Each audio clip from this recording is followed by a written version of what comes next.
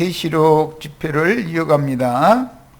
오늘 또 먼저 해드렸던 자료 계시록 2장의 첫 번째 자료 내용 가지고 말씀을 나눌 거예요.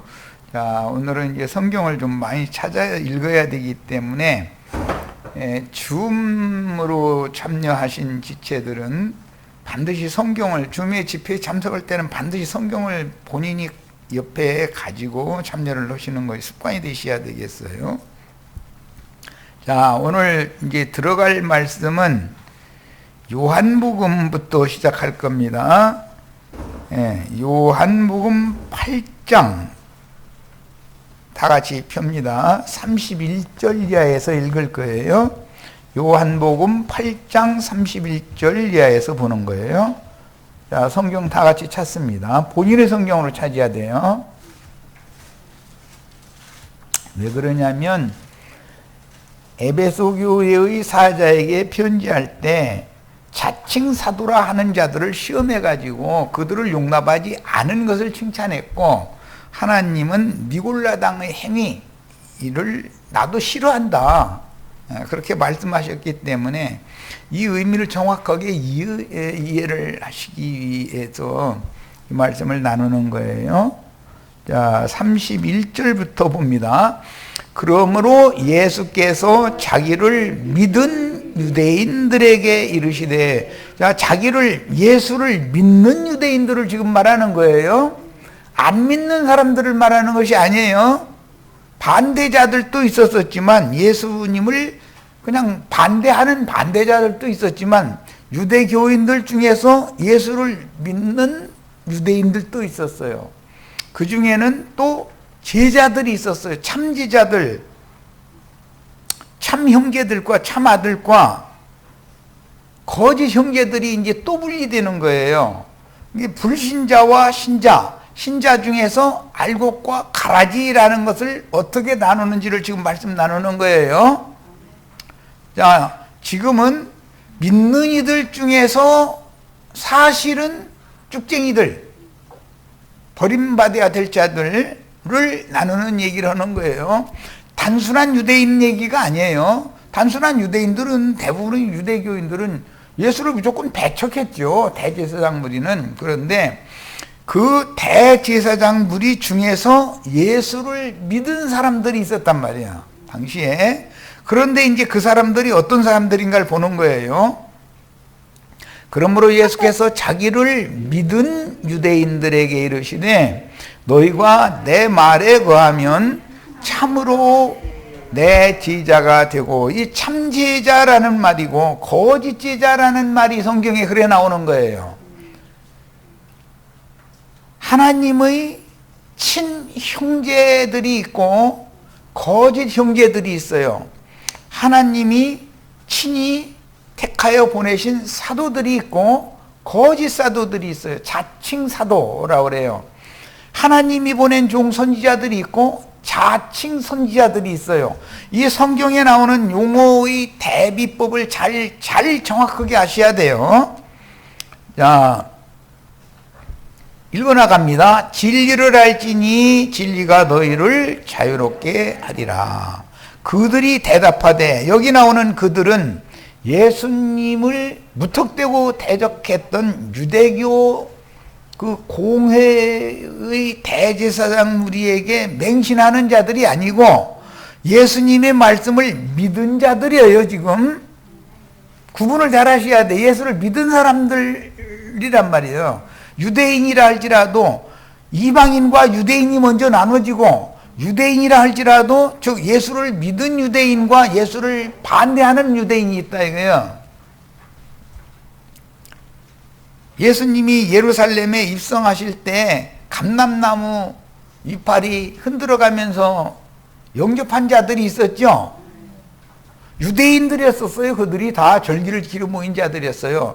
그런 사람들이 예수를 죽일 때는 유대교로 돌아가 버리잖아요. 예수를 죽여야 된다고. 이것을 지금 구분하는 거예요. 세상 사람들을 말하는 것이 아니에요. 현실로 말하면 기독교인들을 말하는 거예요. 기독교인들 중에는 참제자들도 있지만 거짓 제자들, 친형제들도 있지만 니골라당, 직위, 어떤 지위관념 이런 것에 창념하고 그런 것을 주장하고 그런 제도를 맹신하여 따르는 무리가 있게 마련이단 말이에요. 이제 그런 거 꼭 가라지들이라고 그래요. 이런 것을 잘 구분을 잘 하시기를 바래요. 우리 지체들은 이런 가르침을 지금 잘 안 받아봤기 때문에 혼동하시면 안 돼요. 이방인과 유대인이 있고 유대인 중에 참제자들이 있고 거짓제자들이 있는 거예요. 자, 그러니까 믿는 유대인들과 지금 주님이 대화를 나누는 중이에요. 진리를 알지니 진리가 너희를 자유롭게 하리라. 그들이 대답하되 누구죠? 믿은 유대인들이죠. 우리가 아브라함의 자손이라 남의 종이 된 적이 없거늘 어찌하여 우리가 자유롭게 되리라 하느냐. 예수께서 대답하시되 진실로 진실로 너에게 이르노니 죄를 범하는 자마다 즉 범죄자들이니까 죄의 종이라. 여기서 말하는 죄를 범했다는 건 유대교인들이 생각하는 범죄를 하는 것을 말하는 것이 아니에요. 예수를 믿는데 다른 예수를 믿는 것을 말하는 거예요. 영을 받긴 받았는데 다른 영을 받았단 말이에요. 다른 교훈을 받아들이면서 예수를 믿는다고 해서 양다리를 걸치는 사람들을 말하는 거예요. 세상도 아니고 천국도 아니고 양다리 걸치는 거예요.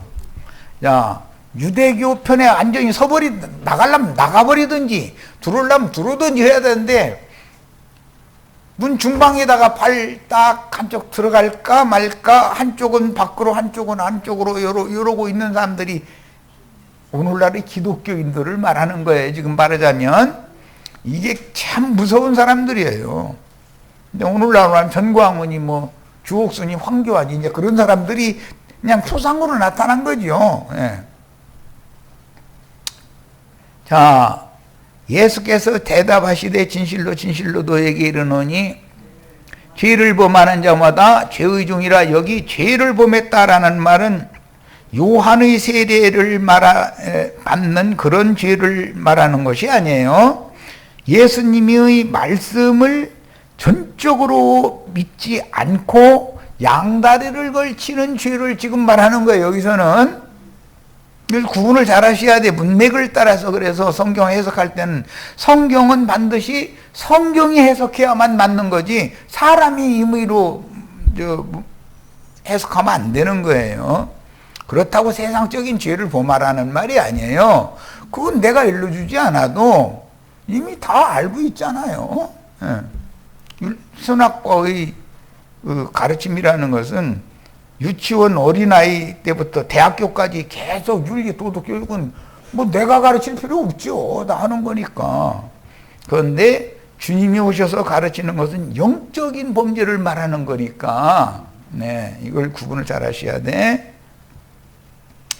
종은 영원히 집에 거하지 못하되 아들은 영원히 거하나니. 이 말은 아브라함이 하갈을 통해서 낳은 이스마엘은 시종이다 그래서 종이죠. 아브라함 집에 영원히 거할 수 있어요? 없어요? 이스마엘은 그 어머니 하갈과 함께 쫓아내는 거예요. 문제는 사라가 아들을 낳아서 그 아들이 젖을 떼야 되는 거예요. 젖을 떼는 날에는 대연을 배설한 다음에 그날은 하갈과 이스마엘이 광야로 쫓겨나는 날이에요. 집에 거할 수 없어요. 자, 그 집이라는 것은 하나님이 아브라함의 믿음의 자취를 쫓는 자들을 위하여 하늘에 예비하신 한 성을 묘부로 받지 못할 사람들이다. 지금 그 말이죠. 하나님의 집은 베델인데 이 현실 세계에서는 주님의 교회가 있고 큰 음녀라고 하는 많은 물 위에 앉은 세속교계가 있다 이 말이야. 세속교계 사람들은 주님의 집에 거할 자들이 아니고 율법의 저주에서 해방받지 못한, 자유를 얻지 못한 저주의 자식들이다 이거예요. 이스마엘은 시중이죠. 대대로 종로로 돼야죠. 무엇에 매여서 종로로 타는 것을 말하는 거예요? 율법의 저주에서 해방을 받지 못한다 이거예요. 그들은 절대로. 이 의미를 잘 이해하셔야 돼.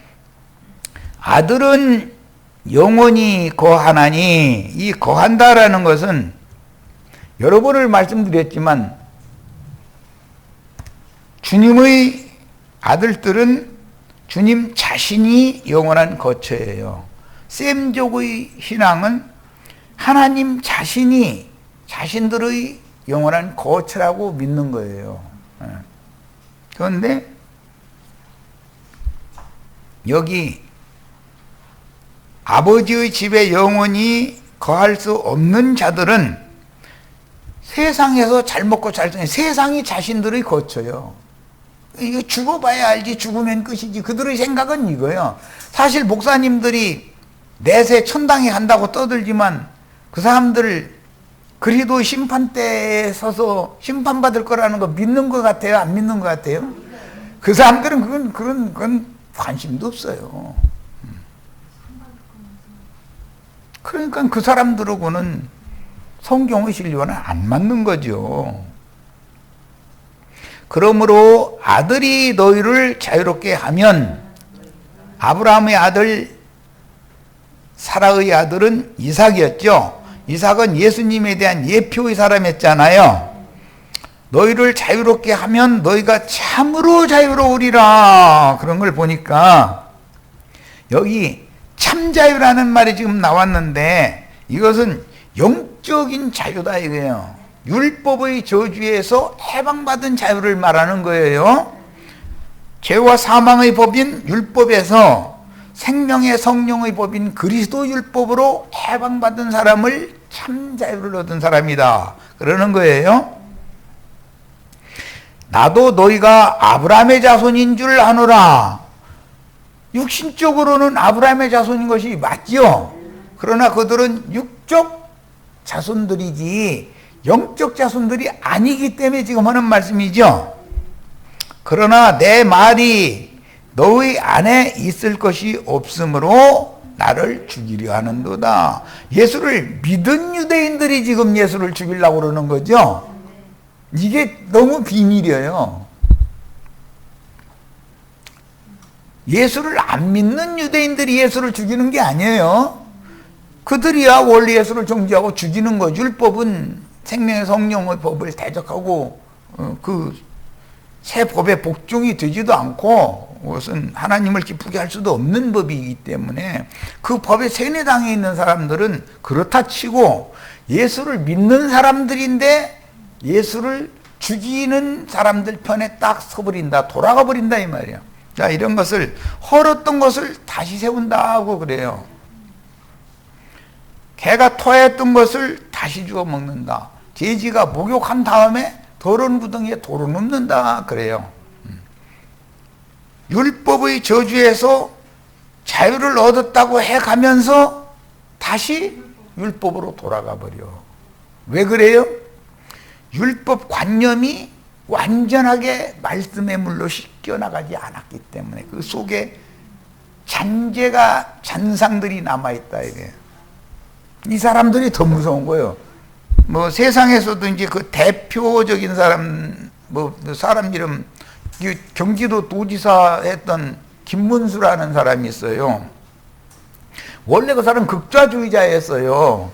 그런데 속에서는 극우 성향을 완전히 씻어내지 않은 상태로 도지사를 뭐 2번인가 3번인가 했잖아요. 국회의원도 하고.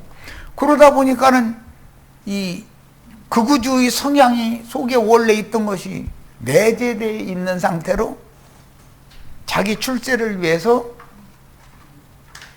좌파 사람인 것처럼 행세를 했단 말이야. 그런데 우파 사람들이 계속해서 이제 뭐 이명박이 박근혜 막 이제 계속 이렇게 이제 정권을 잡으니까 거기에 빌붙지 않으면 자기 출세길이 막히게 생겼으니까 사람의 생각을 딱 바꿔버리는 거야. 그래서 지금은 완전히 이제는 그 사람 어떻게 해볼지 누구 말도 이제는 안 들어요. 그냥 그렇게 하시다가 돌아가셔야 돼. 다른 방법 없어. 기독교 계의 목사들도 마찬가지예요. 진리의 증거를 아무리 해도 안 들을 사람은 안 들어요. 그렇게 하다가 돌아가시는 수밖에 없어요. 이렇게 되는 것이 더 무서운 거예요. 분별력을 가져야 돼.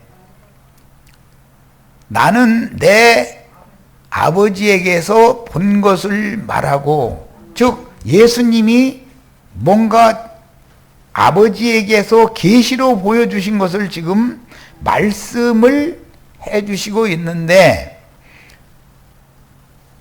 말씀으로 계시받은 것을 유대인의 모습으로 자기 땅 자기 백성들에게 오셔서 먼저 자기 백성들을 구원하려고 말씀을 증거를 해도 그들은 계시의 말씀을 받아들이려고 않는다 이거야.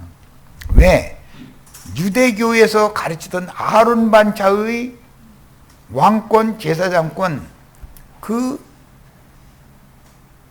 율례가 몇천 년 동안 계속 흘러나왔고 관습이 되어졌고 관념이 굳어진 상태이기 때문에 이제 완악하다 그러는데, 그런 사람들한테 아무리 새 말씀을 주어도 새 말씀을 받는 채 하는 목적은 그 말씀을 받아가지고 흔 누더기 옷을 새천 쫙쫙 찢어가지고 거기 구멍 난 데 땜빵 하는 데 쓰려고 그런 사상을 갖고 있다 이거예요. 그러다 보니까 때가 되면 새천으로 기운 데는 기운 자리는 오히려 그 흠보옷 같아.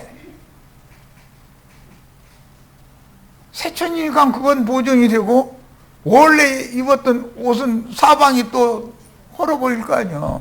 그러면 다 못 쓰는 거야 이제. 새천으로는 새 옷을 지어서 입어야 맞는 거죠. 그게 신부옷이라는 거잖아요. 새 영과 새 말씀은 형제 자매님들의 영혼을, 속사람을 새롭게 단장을 하는 데 써야 되는 일인 것인데, 옛사람의 행습을 속에다 감춰놔도 그리고 새 말씀을 받아들여 가지고 거기다가 섞으려고 그래. 이런 사람들이 거짓 형제다 이거예요.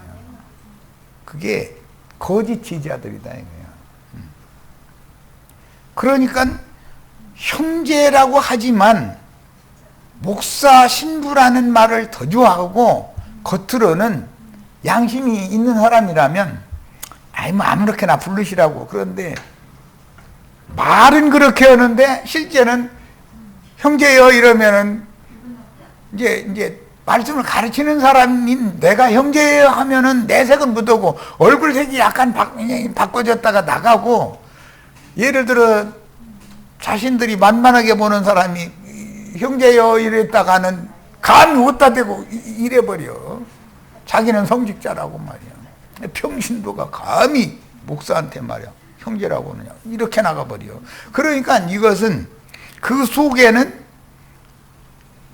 부활하신 예수님의 형제라는 개념이 완전히 정립이 되어 있는 사람이 아니고, 니골라당의 교리가 잔재 의식 속에 잔재 티끌로 남아있다 이거야. 씻겨나가지를 않고.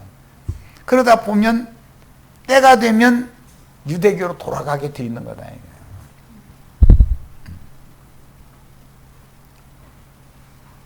예수를 믿는데 안 믿는 것이 아니라 믿는데 기독교식으로 믿어야 된다고 주장하는 사람은 이게 굉장히 위험한 사람인 거예요.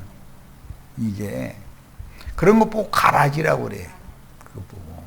그런데 그 사람들이 말재주가 있고 은사가 탁월하면 더 큰 문제를 일으켜 이제. 전광훈이 뭐 황교안이 뭐 김문수 이런 사람들이 더 큰 문제를 일으키잖아 지금. 똑같은 거예요.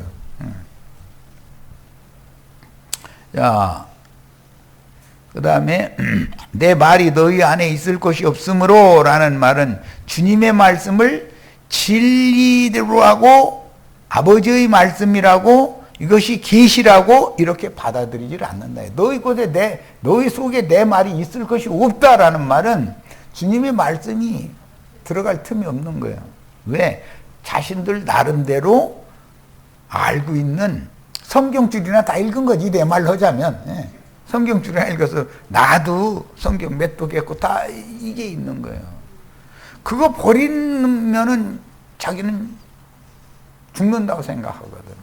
그것을 완전히 버려야 되거든. 깨끗하게 버리고 새로 받아들여야 되는데 이게 쉽지 않은 거거든. 자, 저 아래로 내려갑니다. 42절부터 보겠습니다. 예수께서 이르시되 하나님이 너희 아버지였으면, 아브라함을 아버지라고 부르는 건 아브라함은 하나님을 대표한다 지금 그거죠. 그래서 그 부자와 거지 나사로에게도 할 때 보면 부자가 아버지 아브라함이었고 이렇게 부르잖아요. 아브라함은 조상 원조상 원조라고 그러지 을 상징하는 이제 믿음 세계의 원조인 것이죠. 하나님이 너희 아버지였으면 너희가 나를 사랑하였으리니 이는 내가 하나님께로부터 나와서 왔음이라. 나는 스스로 온 것이 아니요 아버지께서 나를 보내신 것이니라. 그러니까 최초의 사도는 예수님이죠. 그 히브리서 3장 1절에 나오죠. 어찌하여 내 말을 깨닫지 못하느냐? 이는 내 말을 들을 줄을 알지 못함이로다. 너희는 너희 아비 마귀에게서 났으니. 그러니까 태생의 생명 자체는 유대교의 교훈, 유대교인들이 받은 영으로 났다 이거예요. 그들이 이방인들이 아니니까 거듭난 건 사실이죠. 영이 말씀을 받아들였으니까. 그런데 그들의 영은 다른 영이요, 다른 예수요, 다른 교훈에 의해서 다른 예수를 받아들였고 다른 영을 받아서 거듭났어. 기독교인들도 다 거듭났다고 그러죠. 우리는 거듭 안 났어 이런 사람들은 없어요. 그런데 영이 두 영이 있다 이거야. 마귀의 영도 있고 하나님도 영이시죠. 하나님은 영이시니 이러죠. 마귀만 영이 아니에요. 두 예비가 있어. 우주 가운데에는 땅의 예비도 있고 하늘과 땅의 지배자인 참 아버지도 있어. 예수님의 아버지 하나님과 유대교 지도자들의 아버지 하나님은 극과 극이잖아요. 기독교인들의 하나님 아버지와 우리가 믿는 하나님의 아버지는 극과 극이잖아요. 이런 것이 얼마나 중요한 문제를 다루고 있는지를 아셔야 돼요. 자, 그러므로 너희는 너희 아비 마귀에게서 났으니 너희 아비의 욕심대로 너희도 행하고자 하느니라. 마귀는 아담의 아내인 여자를 자기 것을 삼지요.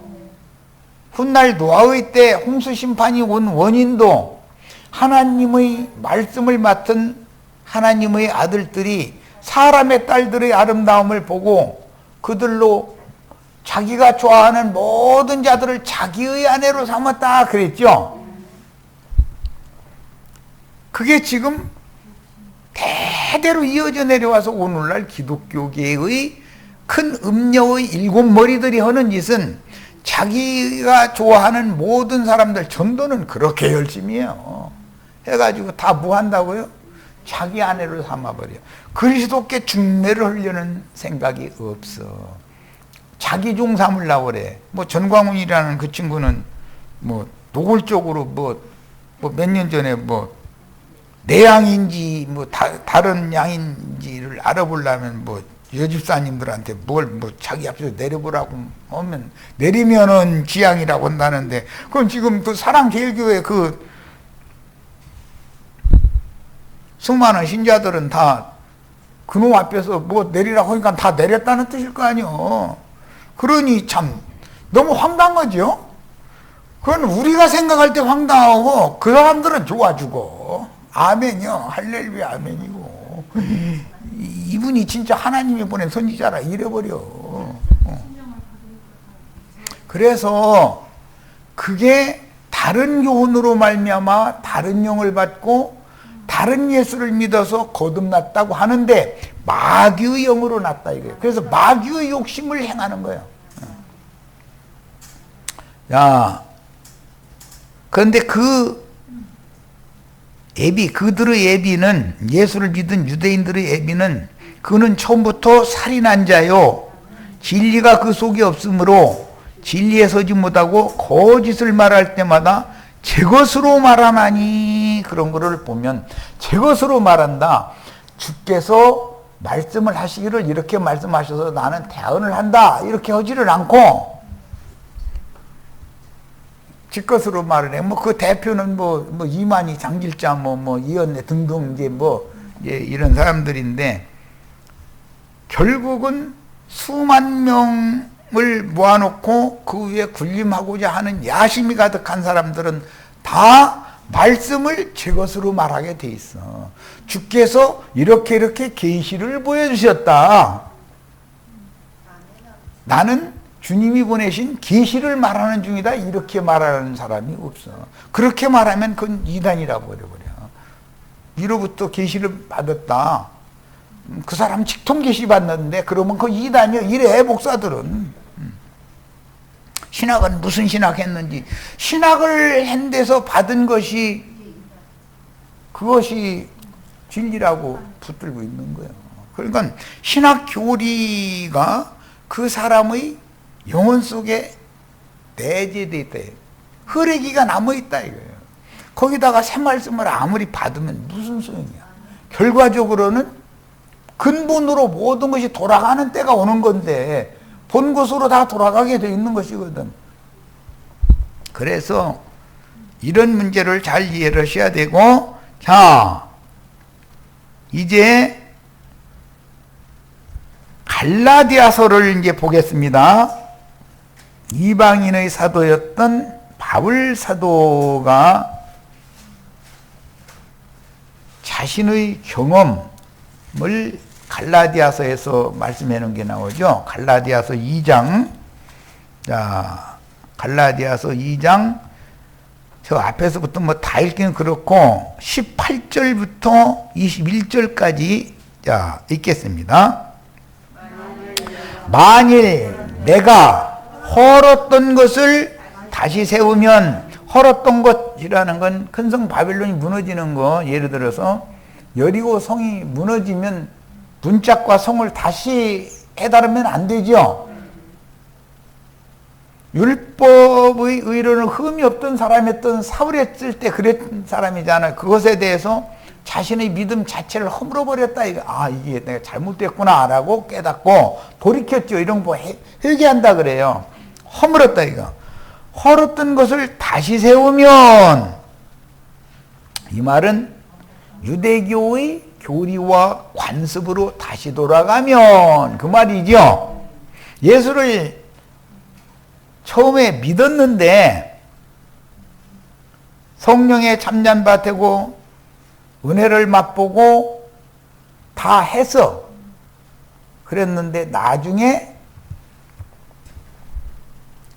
유대교의 교리에 따라서 완전한 대로 나아가지를 않고 초보의 도에 매여가지고 유대교로 다시 돌아가.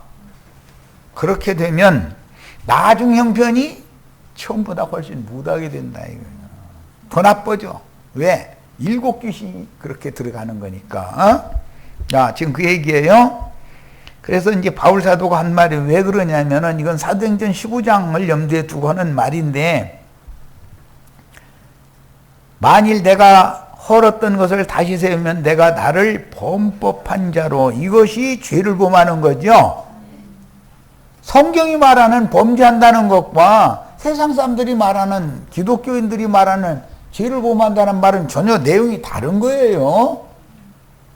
만드는 것이라, 본법한 자로 만드는 것이라. 내가 율법으로 말미암아 율법에 대하여 죽었나니 이는 하나님에 대하여 살려 함이라. 내가 그리스도와 함께, 이거 못 외우는 사람 없어, 기독교인들. 내가 그리스도와 함께 십자가에 못 박혔나니 그런즉 이제는 내가 사는 것이 아니요 오직 내 안에 그리스도께서 사시는 것이라. 이제 내가 육체 가운데 사는 것은 나를 사랑하사 나를 위하여 자기 자신을 버리신 하나님의 아들을 믿는 믿음 안에서 사는 것이라. 율법을 행한다라는 그런 관념 안에 사는 게 아니라 이제 믿음 안에 사는 거예요. 이 사람 뭐 새 사람이라고 그러죠. 그런데 믿는다 해놓고 나서, 믿음으로 복음을 받아들이고 나서 율법도 지키고 믿음도 가져야 된다라고 하는 사람이 더 무서운 사람이죠. 사도행전 15장, 그게 야고보와 장로들이 하는 행습이잖아요. 자, 2장 저 앞에 부분을 좀 설명을 위해서 더 읽겠습니다. 갈라디아서 2장 앞에 부분 좀 읽겠습니다.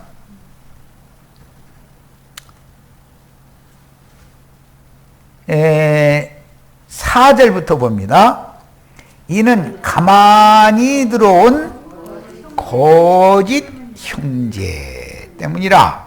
이 거짓 형제라는 말은 예수님의 부활을 사실은 받아들이지 않는 사람들이죠. 예수님의 부활을 받아들이면 똑같이 한 하나님의 성령으로 다시 낳기 때문에 다 형제가 되는 거잖아요. 그런데 거짓 형제들은 무엇 때문에 거짓 형제가 되는가? 니골라 당의 관념이 내재해 있다, 숨겨져 있다. 내가 신자들한테 전도해서 첫째는 먹고 사는 비즈니스로, 사업으로 생각하고 있는, 이제 그게 신학교에서 그렇게 가르치니까 그런 거고. 그런데 더 중요한 것은 그 자기를 따르는 사람들을 자꾸 귀와 눈을 멀게 막히게 만들어 가지고 자기를 바라보고 자기를 맹신하게 해서 자기 종을 삼고자 하는 야심이 가득하다 이거예요. 그런 사람들은 반드시 성직자와 평신도라고 하는 제도로 돌아가게 돼 있다. 처음 사랑을 버린다라는 말은 처음에 주님의 복음을 순수하고 진실한 마음으로 그냥 단순히 받아들이던 우리 김영숙 자매가 그 부모님한테 그 혼나가면서까지도 아무것도 없는 나를 사랑한다고 했던 그 마음을 지금까지 가져야 되는데, 뭐 이제 지금은 그건 다 날아가 버렸어. 그걸 회복해라 이러는 거예요. 그걸 회복해라. 예, 이것은 예를 드는 거예요. 어느 때는 나도 아이고 이게 다 때려치워버려 이제 막 이런 때가 한두 번이 아니죠. 사람이니까. 그러다가도 그때를 생각하는 거예요. 그런 아무것도 뭐 무슨 기대할 것이 없는, 바라볼 것이 없는 사람을 사랑해 줄 만한 사람이 나로서는 뭐 난 여자 이런 건 생각지도 않았으니까, 그때는 모르니까 그 순수했던 그 마음을 생각해서 아이고 내가 변심하면 안 되지, 뜨끔하게 양심에 걸리니까 아유 이걸 지켜야지, 이제 난 그런 생각을 하고 돌이키고 하는 거예요. 그땐 일을 생각하고. 그런데 그때 지금처럼 했으면 결혼할 리가 없죠. 주님도 마찬가지다 이거예요. 처음 사랑을 버렸다. 처음 사랑을 버렸다는 것은 예수를 믿었는데 유대교로 다시 돌아갔다 이거예요. 니골라당의 행위를 또 올라간다 이거예요. 그러니까 주님이 너희가 처음 행위를 가져야 된다 이러면서 나도 니골라당의 행위를 나도 미워한다 이런 거예요. 자, 이제 전체적인 에베소 교회에 보내신 편지의 내용에 대해서 이해를 잘 하셨을 거라고 믿어요.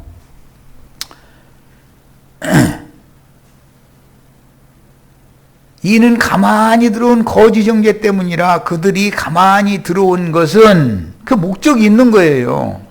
뱀이 에덴 동산에 하나님이 영원한 거처, 에덴 동산의 실상은 하나님 자신이잖아요.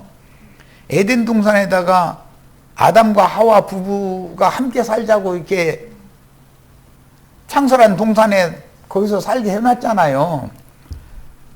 그런데 그거 심통 부리러 뱀이 들어올 때 소리 내고 들어와요? 가만히 들어와요?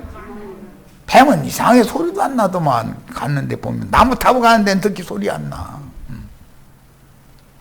가만히 들어온 것은 주님의 교회에 사탄의 사자들이 이렇게 들어올 수가 있다. 그리스도 예수 안에서 우리가 가진 자유를 엿보고 믿음으로 말미암아서 얻는 참자유, 죄와 사망의 법칙에서 생명의 성령의 법칙으로 해방을 받아서 양심이 참 자유를 얻는 거죠. 어떤 정죄나 내가 과거에 뭐 잘못도 많고 그렇지만 그런 거에 대해서 주님이 피로, 부속의 피로 다 가려주시고 덮어주셨다고 하는 믿음을 확실하게 가진 사람은 이제는 과거를 묻지 마세요 그러지. 누가 뭐 얘기해도 과거 얘기하면 얘기할 것도 없어. 그리고 누구 과거가 이랬다 저랬다 했으면 그런 얘기해서 뭐냐고. 아무 영향가치도 없는 얘기, 지난 얘기 뭐 하느냐고. 지금 현재 그의 신앙이 어떤 거가 중요하지. 지난날에 죄인 안 했던 사람은 없으니까 지난 얘기는 하지 말라고. 이제 이거 복음을 믿은 사람은 이러는데 그게 가슴속 뱃속 저 밑에다가 흐레기를 감춰놓고 있는 사람, 지난 얘기 10년 전 얘기 또 끄집어내고 20년 전 얘기 또 끄집어내고 계속 하는 거야. 우려먹으려고 그래. 그럼 복음을 믿은 사람은 안 받아들여야 되는 거거든 그걸. 그런데 그렇게 하면 그렇지 하다 보면 도로 죄인이 돼버리죠. 의롭다, 하나님은 의롭다 하셨는데 사람의 어떤 복음을 대적하는 말을 계속 받아들이면 내가 도로 죄의 종으로 잡혀가게 마련이다 이거예요. 이걸 너무 정확하게 이해를 하셔야 돼 이 시간에. 자, 그래서 우리가 가진 자유를 엿보고 우리를 종으로 삼고자 함이로되, 그 말은 지금 설명해 드린 거예요. 율법의 저주로 다시 데리고 가려고 한다, 지금 그 말이죠. 예. 그들에게, 우리가 그렇게 하는 가만히 들어온 거짓 형제들에게 우리가 한시도 복종하지 아니하였으니, 복종하면 안 되죠. 다시 옛 것으로 돌아가면 돼요, 안 돼요? 헐었던 것을 다시 세우면 안 되는 거예요. 이는 복음의 진리가 항상 너희 가운데 있게 하려 함이라. 유력하다 하는 이들 중에, 유력하다 하는 이들이라는 것은 예루살렘의 야고보와 장로들이죠. 수만 명 위에 군림하는 자들이죠.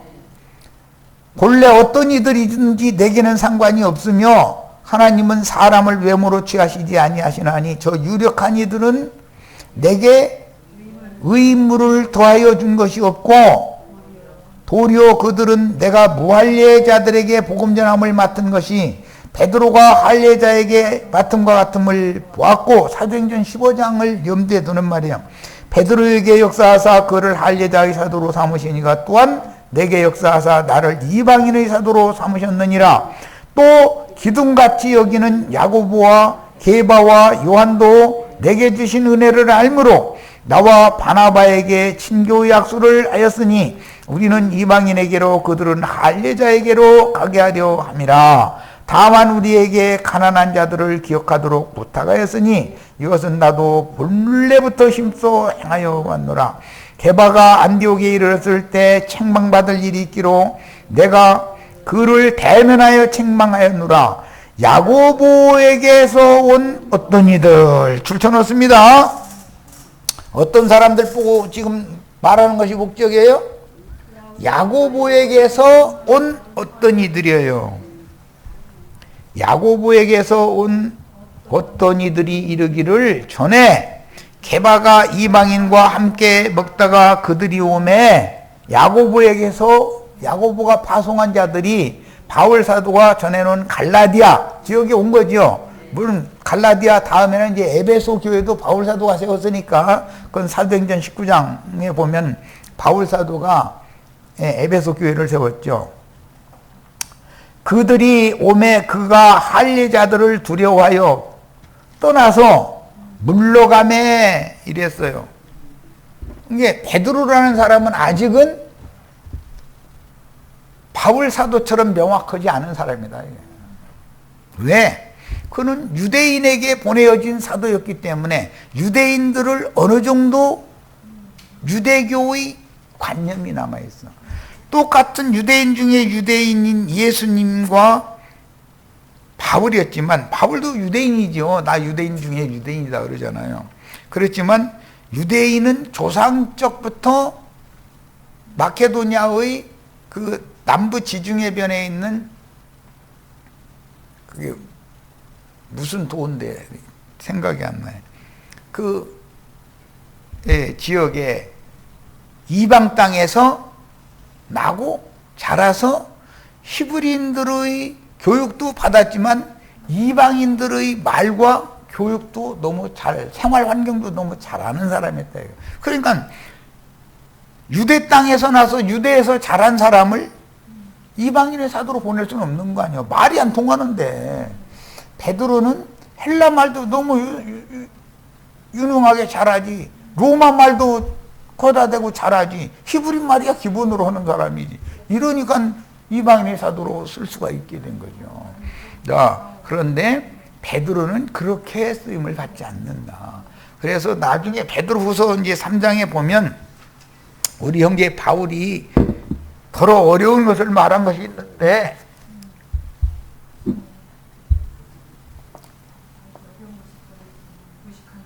무식한 자들이 바울 사도가 하는 말을 너무 영적인 말 이런 거 이제 있으니까 왜 셋째 하늘에 하나님의 낙원에 이끌려와서 말할 수 없는 인간의 말로 표현해야 알아듣지도 못하는 함부로 발설할 수 없는 그런 어마어마한 계시를 보고 왔기 때문에 그 사람과 바울 사도와는 계시를 본 것이 다를 수밖에.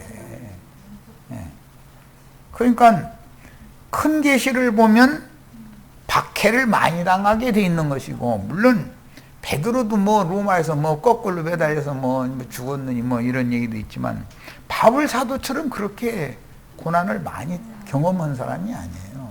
자, 여기까지해서 첫 시간 마칩니다. 자, 마칩니다.